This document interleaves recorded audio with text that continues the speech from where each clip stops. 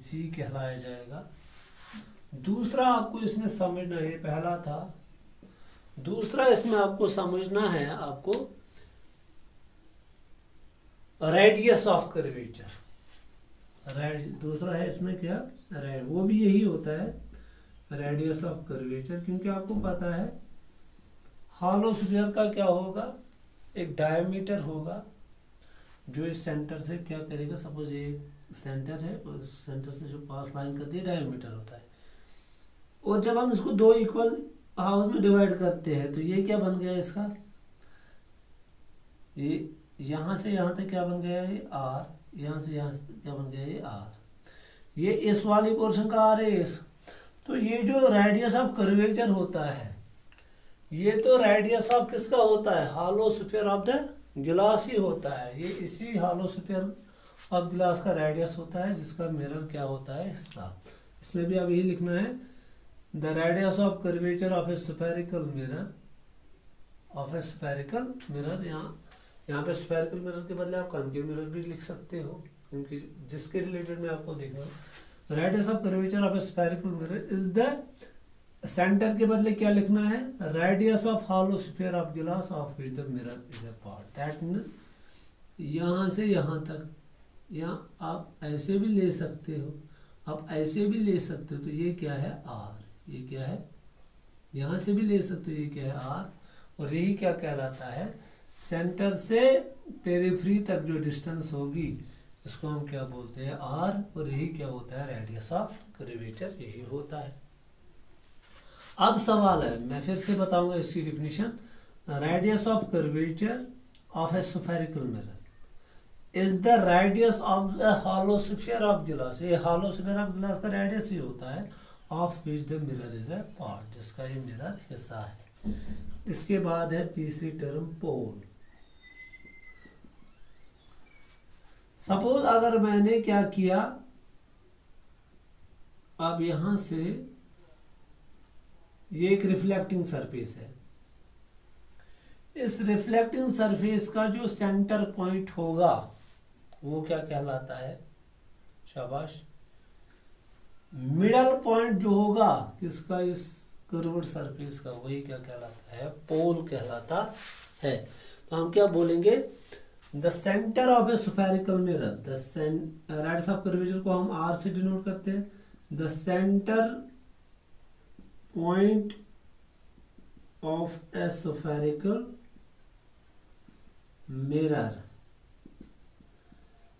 is called pole, pole of the spherical mirror।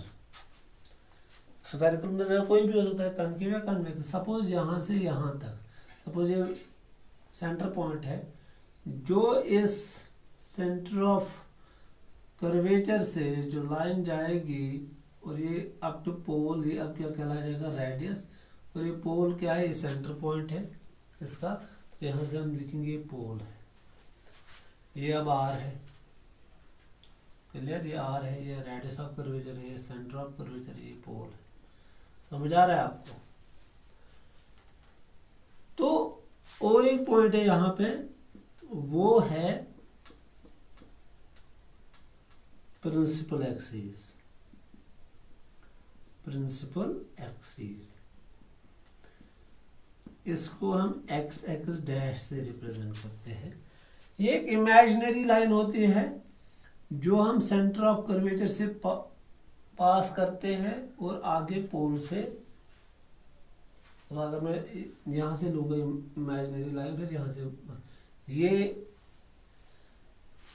Principal axis नहीं कहलाएगी। एक तो ये लाइन, ये imaginary line centre of curvature से पास होनी चाहिए, दूसरा कहां से, पोल से पास होनी चाहिए। तो हम यही बताएंगे, ये क्या होती है, ये एक स्ट्रेट लाइन होती है, द स्ट्रेट लाइन पासिंग, कहां से पास होती है, passing through the centre of curvature, C of C का मतलब क्या है, centre of curvature, and pole of a spherical mirror, and pole of a spherical mirror, is called principal axis. इसको हम क्या बोलते हैं? Principal axis. सपोज ऐसे, अब यहाँ पे आप समझ लीजिएगा, सपोज ये पोल है, ये सेंटर ऑफ कर्वेचर है, यहाँ से जो लाइन पास हो जाएगी ये क्या कहलाएगी? X x dash. ये क्या है? Principal axis. क्लियर? आपने समझ लिया होगा। और एक पॉइंट है यहाँ पे, वो है 5वां पॉइंट, वो है एपर्चर। एपर्चर, एपर्चर वो होता है स्फेरिकल मिरर का जहां से reflection of light, the portion of the spherical mirror from which reflection of light takes place. That mean जहां तक सिल्वर कोट, अगर सिल्वर कोटिंग पूरी यहां तक होगी, दैट मीन ये सारा क्या कहलाएगा? यहां से लेकर यहां तक एपर्चर। तो एपर्चर क्या होता है?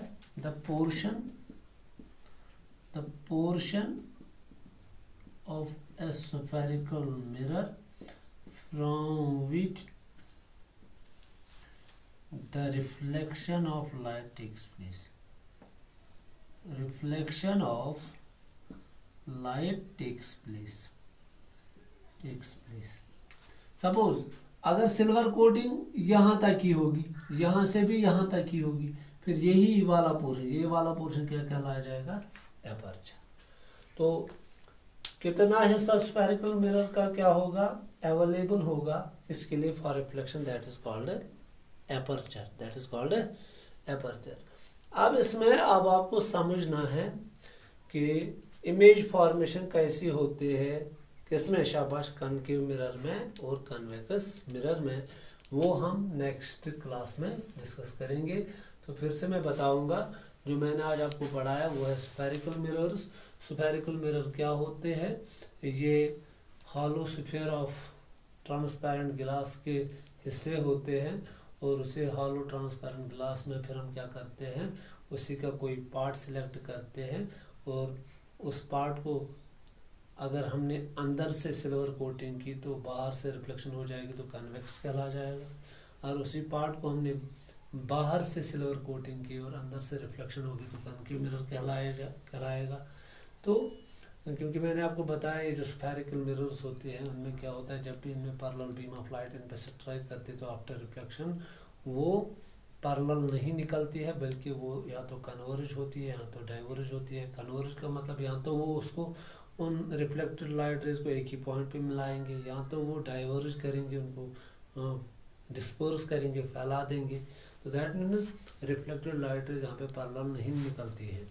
उसके बाद मैंने बताया आपको ये करोड़, इनको करोड़ मिरर्स भी बोलते हैं, क्योंकि इनकी जो रिफ्लेक्टिंग सरफेस होती है वो जस्ट लाइक कर्व होती है। तो फिर मैंने आपको बताया स्फेरिकल मिरर्स दो किस्म के होते हैं, concave mirror and convex mirror. Concave mirror में क्या होता है, जो रिफ्लेक्टिंग सरफेस अंदर की ओर होती है, दैट मीन्स उसमें सिल्वर कोटिंग बाहर होती है। और कन्वेक्स मिरर में क्या होता है, सिल्वर कोटिंग अंदर की ओर होती है और रिफ्लेक्टिंग सरफेस बाहर की ओर होती है। तो फिर मैंने डायग्रामेटिकली भी आपको समझाया क्या होता है। फिर मैंने आपको बताया इन स्फेरिकल मिरर्स में कुछ टर्म्स एसोसिएट होती है, इनमें कुछ प्रॉपर्टीज़ होती है, वो टर्म्स हमें डिस्कस करनी होती है। पहले मैंने बताया इसमें होता है स्फेरिकल मिरर में सेंटर ऑफ कर्वेचर होता है।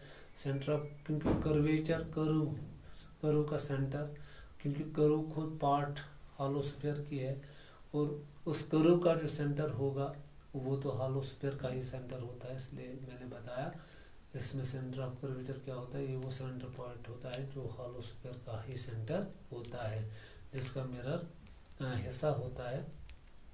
फिर रेडियस ऑफ कर्वेचर, क्योंकि हॉलो स्फीयर का कोई रेडियस होता है और कर्व भी उसी हॉलो स्फीयर का पार्ट है, और उस स्फेरिकल मिरर का जो रेडियस होगा वो तो उसी स्फेरिकल मिरर का स्फेरिकल हॉलो स्फीयर का रेडियस होगा जिसका मिरर हिस्सा होता है। फिर मैंने आपको समझाया इसमें होता है पोल, जो सेंटर पोर्शन होता है रिफ्लेक्टिंग सरफेस का, उसको हम क्या बोलते हैं, पोल। फिर इसमें और एक चीज़ आता है वो है प्रिंसिपल एक्सिस। प्रिंसिपल एक्सिस एक ऐसी स्ट्रेट लाइन होती है जो सेंटर ऑफ कर्वेचर से पास होकर पोल के बीच से गुजरती है, तो उसको हम क्या बोलते हैं, शाबाश, सेंटर ऑफ कर्वेचर। और याद रखिएगा जब भी सेंटर ऑफ कर्वेचर से लाइन कोई भी अगर लाइट रे भी पास हो जाएगी ना सेंटर ऑफ कर्वेचर से, आपको ये अभी से याद रखना है, वो लाइट रे स्फेरिकल मिरर को 90 डिग्री पे स्ट्राइक करती है। जब भी कोई लाइट रे स्फेरिकल मिरर को टकराएगी, मगर टकराने से पहले वो कहाँ से घुस गई होगी, सेंटर ऑफ कर्वेचर से, तो आपको याद रखना है वो एट 90 डिग्री एंगल से स्ट्राइक करती है। और याद रखिएगा जब भी 90 डिग्री एंगल पर कोई लाइट स्ट्राइक करती है तो वो वापस उसी डायरेक्शन में आता है, तो उस टाइम हम क्या बोलते हैं कि यहाँ पे ज़ीरो रिफ्लेक्शन हुई है, क्योंकि एंगल ऑफ इंसिडेंस भी ज़ीरो होता है और एंगल ऑफ रिफ्लेक्शन भी ज़ीरो होता है। ये आपको याद रखना। फिर मैंने बताया अपर्चर, ये वो पोर्शन होता है रिफ्लेक्टिंग सरफेस का that's available for actual reflection, जहाँ से रिफ्लेक्शन होती है। तो ये थे कुछ टर्म्स जो रिलेटेड है किसके साथ, शाबाश, इन स्फेरिकल मिरर्स के साथ। अब इसके बाद हमें पढ़ना है इसमें